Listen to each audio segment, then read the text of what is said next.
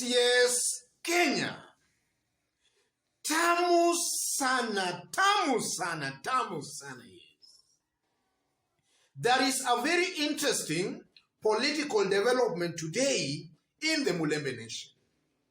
A group of leaders led by some governors came out in public and endorsed Francis Atwoli to be their lead negotiator in trying to form the next government or in trying to be part of the next government. So I want you to listen to these leaders as they endorsed Francis Atwoli, after which we are going to dissect that and see exactly what it means politically. Specifically, for Raila's politics, Musalia's politics, and William Ruto's politics in the Mulembe nation. Because I consider those three personalities or other candidates as the leading candidates as far as the Mulembe votes are concerned. Listen to this speech. We, the grassroots leaders from Western Kenya, meeting at Gulf, focusing as a community and alive to the political dynamics and the happenings in the region and the country as a whole, appreciating our diversity, acknowledging our love for peace and unity of purpose, noting that the country is geared towards political transition and that each community in Kenya is strategizing to form and or be part of the next government. We therefore resolve the following. 1. That Dr. Francis Atwoli shall coordinate and help the community negotiate our stakes and be part of the next government. 2. That Western region community will speak in one voice and will not entertain any leader who will not work with other leaders towards forming the next government. 3. That our Western region community shall by all means strive to form and or be part of the next. Yes. From that press statement, these leaders are just trying to affirm that each community in Kenya is strategizing to form or be part of the next government. And then they resolve the following. That Dr. Francis Atwoli shall coordinate and help the community negotiate our stakes and be part of the next government. Number 2, Western region community will speak in one voice and will not entertain any leader who will not work with other leaders in forming the next government. And also they state that Western region shall strive to form or be part of the next government. Even from those three resolutions, we can really put that press statement where it belongs politically. Because even from this alone, we can read into the mind of these leaders and accurately predict what might be happening on the ground. So, ladies and gentlemen, in case you've just bumped on this YouTube channel for the very, very first time, subscribe, give this video a like. Give it a like, please. Thank you. God bless you. What does this mean politically? For quite some times now, I've always maintained in this YouTube channel that a combination of Raila Odinga and Uhuru Kenyatta, any coalition will need a miracle to beat that combination of Uhuru Kenyatta and Raila Amolo Odinga. That's something I've been stating for far too long in this YouTube channel, even at a time that the political direction was still not yet clear. I've always maintained that because I'd looked at the bigger picture.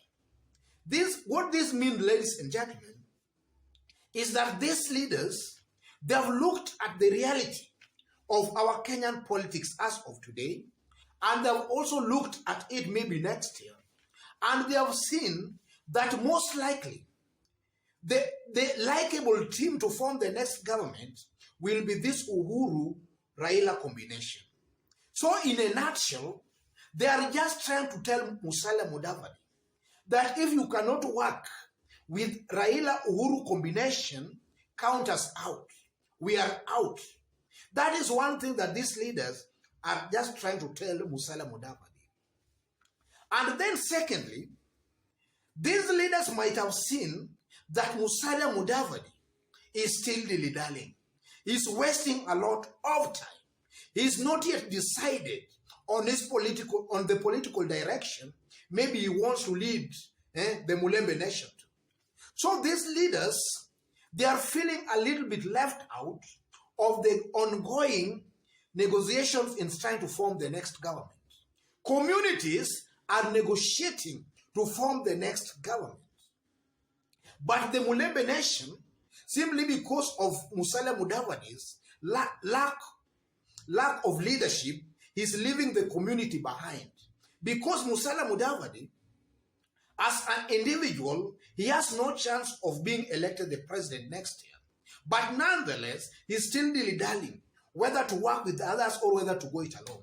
So these leaders are also just trying to come out to give direction to the Mulembe nation.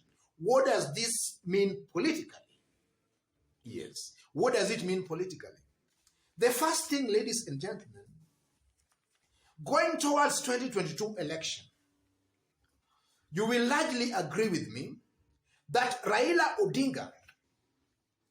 Odinga will most likely consolidate his support base among the Mulembe nation. If you look at the counties that forms the Mulembe nation, we have Vihiga, where Musalia Mudavadi comes from, we have Kakamega, we have Busia, and we have Bungoma, and then a bit of Trans Nzoia. The governor who has just read that statement comes from Vihiga. He's the governor of Vihiga County, Wilberforce Otichilo, Musalia Mudavadi's home county. He's an ODM governor. The mere fact that he's a first-time governor who is seeking a re-election, and he can come out that boldly to state that, it simply means he has studied the ground, and he knows the ground supports what maybe he's trying to say. He has looked at the ground, and maybe he believes that the ground supports what maybe he's trying to imply.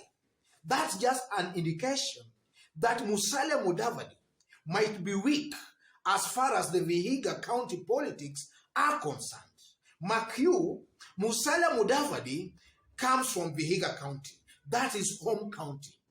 So his governor is actually trying to isolate and distance himself with Musalia Mudavadi.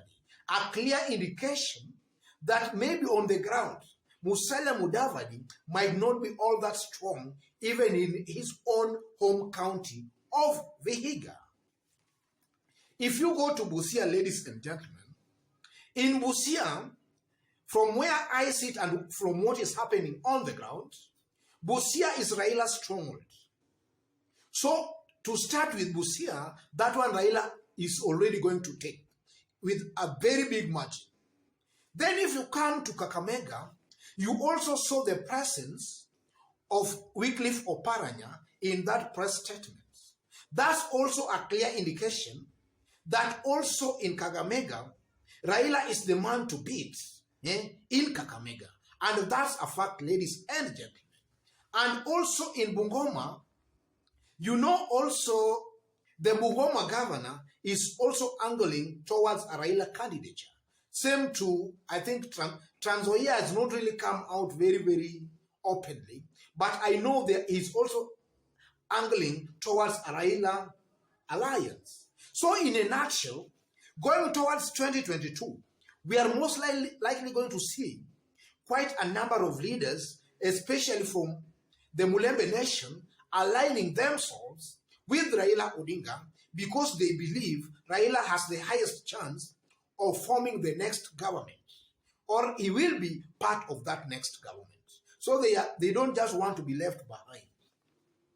For William Ruto, ladies and gentlemen, and those leaders supporting William Ruto, I've always maintained in this YouTube channel that William Ruto, the kind of support William Ruto is getting right now in the Mulembe nation, That is the support that all along has not been voting for Raila Amolo Odinga. Those are the people who have been voting for Jubilee in the previous election. So nothing has changed much here. The ones who have been supporting Raila, Mudavadi, Wetangula combined, they are on this other side of the handshake. The ones who have been supporting Jubilee, largely, they are still angling towards the William Ruto scam. So nothing has changed much. So as we head towards 2022 election, and now that Uhuru Kenyatta is also now coming out boldly to show some clear signals that he supports a Raila candidature, we are also most likely going to see the support that William Ruto is currently enjoying in the Mulembe Nation splitting.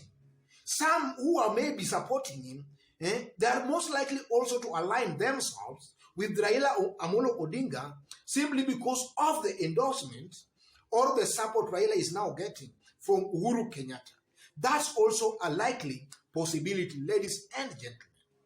So from where I sit, I tend to believe that this press statement of today is a warning to Musalia Mudavadi that either he agrees to play ball or rather to play in the alliance of Raila Uhuru axis, or rather he be part and parcel of the Raila Uhuru axis, or he goes it alone. I think that's what these leaders are trying to tell Musalia Mudavadi. And also, you know, some times back, Atwoli has been leading some efforts to bring the Mulembe Nation together. And in a rally, I think slightly over a week ago, Atwoli made it clear that he will have a long list of those leaders who will be elected to various elective seats as in Mulembe. So Atwoli here is a very important tool. In fact, Atwoli is very instrumental in mobilizing support for Uhuru and Raila in the Mulembe Nation. So Musalia Mudavadi here is just being warned.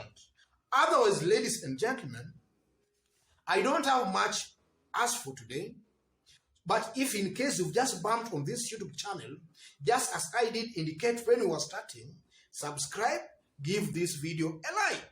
Give it a like, please. Give it a like. To those who are watching us outside of Kenya, for the very, very first time, drop a comment and let us know from which part of the globe you are also watching us from. Drop a comment. To our continued fans and subscribers here, I'm very much humbled with the kind of progress we are experiencing in this YouTube channel.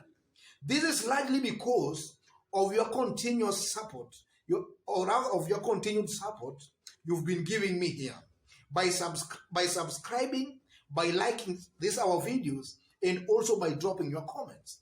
Because that's the only sure way we can reach a wider audience. Otherwise, God bless you.